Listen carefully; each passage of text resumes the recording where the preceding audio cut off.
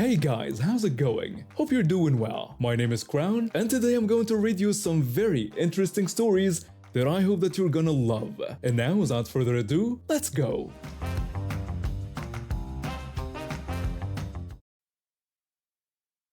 My husband and I had been married for 3 years when we decided to try for a baby.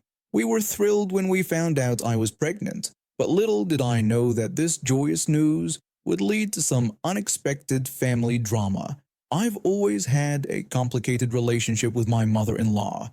She is the type who believes her son can do no wrong, and by extension, I'm never quite good enough. Over the years, I've learned to brush off her backhanded compliments and subtle digs, but being pregnant seemed to amplify everything. It all came to a head a couple of years ago. I was about 4 months pregnant. My birthday had just passed a month earlier. Now, I'm not one to make a big fuss about birthdays, but a simple happy birthday would have been nice. Instead, I got radio silence from my mother-in-law. Not even a text.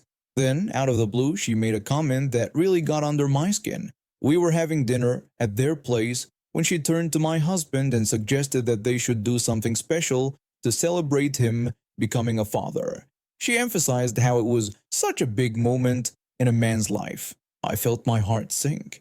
Here I was, carrying this child, dealing with morning sickness and all the changes to my body, and she thought my husband was the one who deserved a celebration. I bit my tongue, not wanting to cause a scene, but inside, I was seething. My husband, bless him, looked uncomfortable and tried to change the subject. He suggested that they should focus on celebrating the baby when it arrives, calling it the real miracle. But the damage was done. I couldn't shake off the feeling of being undervalued and overlooked. Now here's where things get interesting. A few months before getting pregnant, I had put my name down for a Rolex watch. It was meant to be a treat for myself, a symbol of my hard work and success in my career. I had almost forgotten about it until I got a call from the sales associate just a few days after my mother-in-law's insensitive comment. The sales associate called to inform me that my Rolex was ready for pickup and asked if I'd like to come in and finalize the purchase. At that moment, I made a decision. I was going to buy that watch, and I was going to wear it proudly. I told the associate that I'd be there the next day. The next day, I picked up the watch. It was even more beautiful than I remembered, gleaming on my wrist like a badge of honor. When I got home, my mother-in-law was there, having dropped by for one of her surprise visits. Her eyes immediately zeroed in on the watch. She asked if it was new and commented that it looked expensive. I smiled sweetly, channeling all my pent-up frustration into my response. I confirmed that it was indeed new and that I had just picked it up that day. I explained that I had decided to treat myself to celebrate becoming a mother, emphasizing that it was such a big moment in a woman's life. Her mouth opened and closed like a fish out of water, unable to form a response. I could practically see the gears turning in her head, trying to figure out how to criticize my purchase without seeming hypocritical after her comments about celebrating my husband. From that day on, I wore that watch everywhere. Family dinners, baby showers, doctor's appointments, you name it. Every time my mother-in-law's eyes darted to my wrist, I felt a little thrill of satisfaction. As my due date approached, my mother-in-law seemed to realize she had overstepped. She started making more of an effort, asking about my health, and even offering to help with baby preparations. But I never forgot how she had made me feel, and that watch remained a symbol of my self-worth. The day I went into labor, I made sure to wear my Rolex to the hospital. When I held my newborn child for the first time, I looked at the watch on my wrist and smiled. It wasn't just a timepiece anymore. It was a reminder that I was strong, valuable, and worthy of celebration, both as a person and as a mother. My mother-in-law never directly apologized for her behavior, but I noticed a shift in how she treated me after that. She became more considerate, more inclusive, and dare I say, even a bit intimidated by me. It turns out, sometimes the best revenge isn't about getting even, but about rising above and showing your true worth. Was it petty? Maybe. But in that moment, buying that watch for myself was exactly what I needed. It was a small act of defiance that gave me the confidence to stand up for myself and demand the respect I deserved. And you know what? I don't regret it, one bit. It was one afternoon and I had the day off from my job at the local library. I'd been putting off grocery shopping for days and my fridge was looking pretty sad. So I finally dragged myself out to stock up on essentials. I pulled into the parking lot of Save Mart and found a spot near the entrance. When I was about to get out of my car, I noticed some commotion a few spaces down. There was a woman, probably in her 40s, standing next to a beat-up sedan. She was gesturing wildly and seemed to be arguing with someone in the driver's seat. I couldn't help but watch for a moment, curious about what was going on. That's when I heard the woman's shrill voice carry across the lot. She was yelling at the person in the car, urging them to do something and stop being stubborn. She kept pushing, her voice getting louder and more insistent. The woman shouted that the person was stronger than they thought and that nobody should tell them what they can and cannot do. She then ordered them to put the car in drive and go. At this point, I was getting a bit concerned. Whatever was happening didn't seem right. But before I could decide whether to intervene, things took a sudden turn. The car lurched forward abruptly, tires screeching. My heart leapt into my throat as I realized it was heading straight for me. There was no time to react. In a split second, there was a sickening crunch of metal on metal as the other car slammed into the side of mine. For a moment, everything was silent. I sat there, stunned, trying to process what had just happened. Then the woman who'd been yelling earlier came storming over to my car. She looked furious, like somehow this was all my fault. The woman angrily questioned what I was doing and why I would park there when she was trying to teach her daughter how to drive. I was speechless. Was she seriously blaming me for this? I got out of my car, still a bit shaky from the impact. I responded and pointed out that I was just sitting in my legally parked car and that they were the ones who hit me. The woman argued back, saying I shouldn't have been there because they needed the whole area to practice.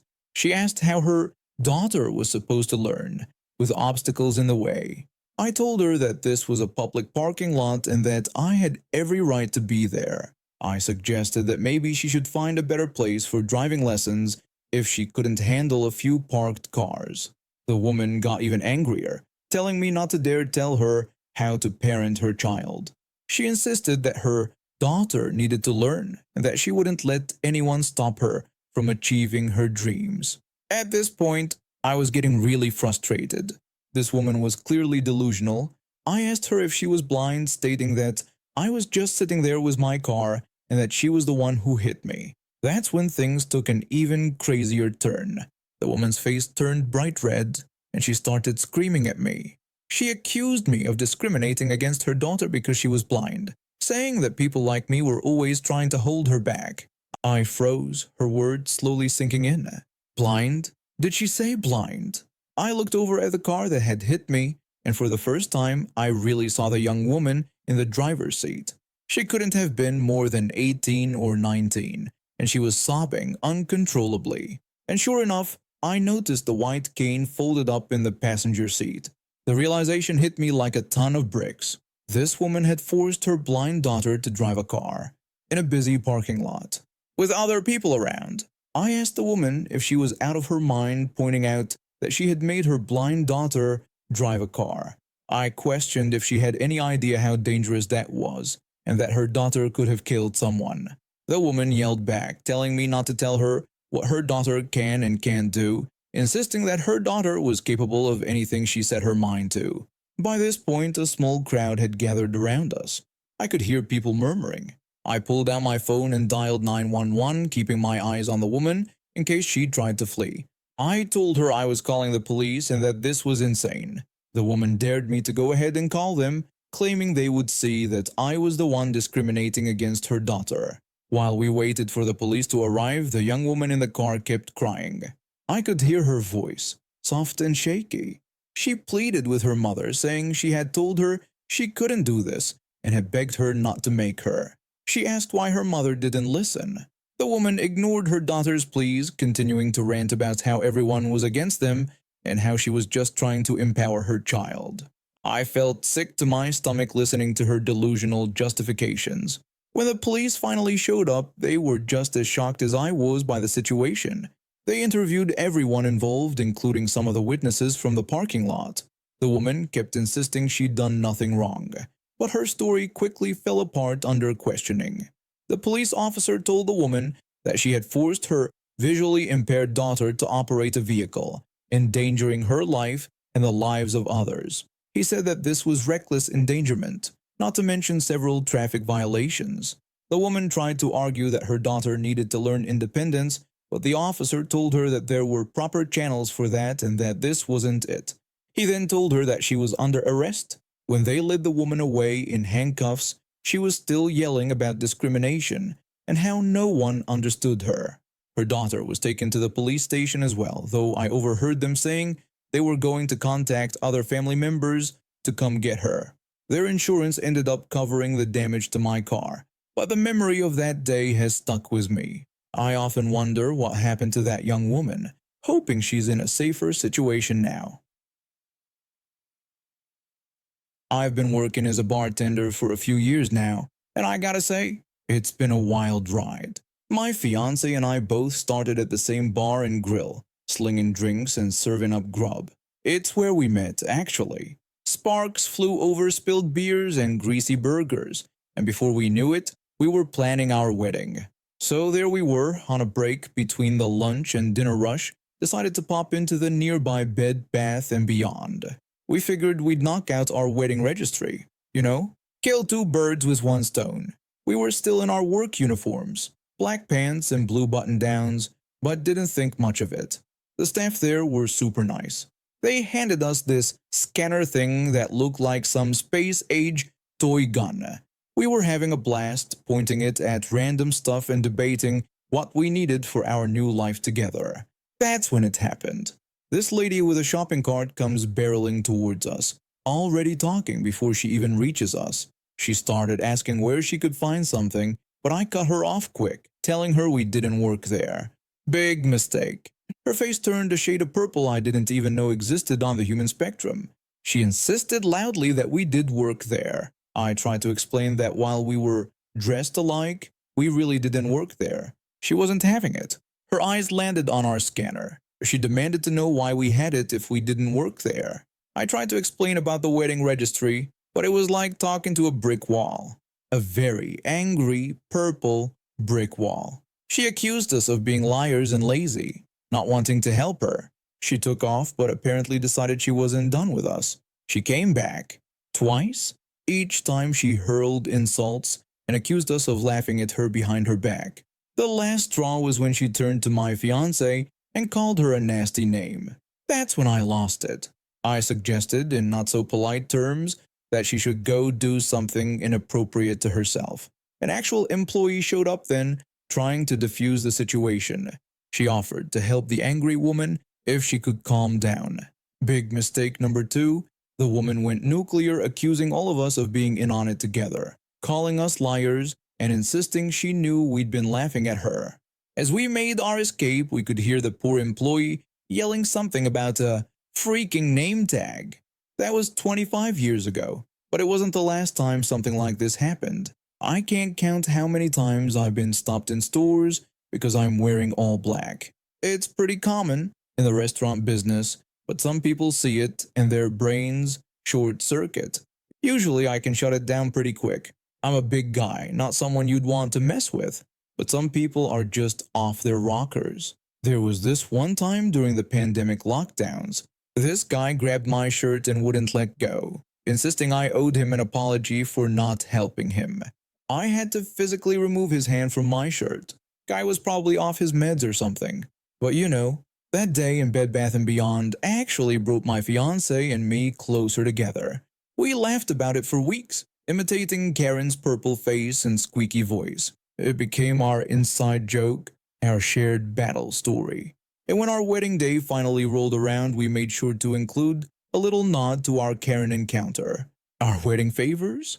Custom name tags for all our guests that read, "I don't work here." It was a hit. A few months after our encounter, we ran into that same Bed Bath & Beyond employee at our bar. Turns out Karen had become such a notorious pest that the store had actually banned her. The employee recognized us and bought us a round of drinks, thanking us for standing our ground that day. So yeah, entitled people are everywhere, but at the end of the day, they're just making fools of themselves. And sometimes, they even bring good people together. I was getting ready for work one day sipping my coffee when I got a notification from Tinder. It was a message from this guy who seemed pretty interesting at first look. We started chatting, and I found out he worked in the same field as my brother-in-law. Small world, right? I casually mentioned my brother-in-law, thinking it might be a nice connection. The guy said he knew of him but didn't really know him personally. Fair enough, I thought. We kept chatting throughout the morning and everything seemed normal. Then, out of nowhere, he dropped a bombshell. He messaged me saying that discretion was really important to him because he had certain kinks and was in an open marriage. He emphasized that he wanted to keep all of this private. Red flags went up immediately. I mean, who drops that kind of information on someone they've just started talking to? I decided to let the conversation fizzle out naturally. That afternoon while I was at work, my phone rang. It was my sister, which was weird because she never calls me during work hours. I stepped away to take the call, feeling a bit uneasy. My sister asked me if I was seeing someone in her husband's field of work. I was confused and told her I wasn't, asking why she thought that. She then explained that a guy named Tinder Guy was telling all his co-workers he was sleeping with her husband's sister-in-law. She said her husband's best friend, who was temping at their location, had heard about it and immediately texted her husband to warn me to stay away from the guy, describing him as a psycho, alcoholic piece of garbage. This guy I had barely talked to for a few hours was spreading lies about me to his entire workplace. Who does that? I told my sister to lean into it. I instructed her to tell her husband to inform his best friend about a made-up encounter between me and Tinder Guy. I described a scenario where Tinder Guy couldn't get aroused unless I would squat over his face to give him a taste of my liquid gold.